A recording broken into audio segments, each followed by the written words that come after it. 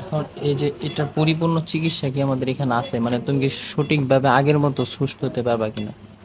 এটা রাখেন, আমি দিয়ে গেছি। আর যদি হচ্ছে এখন এই যে এটার পরিপূর্ণ চিকিৎসা কি আমাদের এখানে আছে? মানে তুমি কি সঠিকভাবে আগের মতো সুস্থ হতে পারবা কিনা?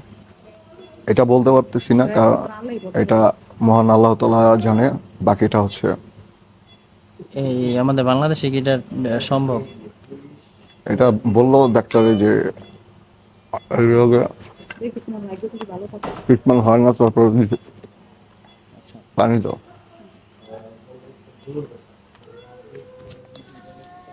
ওর ওর হচ্ছে প্রতিদিন অনেক অর্থ যাচ্ছে, তো ওদের পরিবার অর্থনীতির দিক দিয়ে খুব দুর্বল।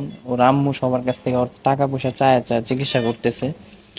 তো প্রবাসী ভাই এবং দেশের যারাই আছেন, যে ছেলেটা যেমনই হোক না কেন, আমি সবার কাছে একটা মেসেজ রাখতে চাই। আমি এখন অলরেডি আইসিইউর ভিতরে দাঁড়িয়ে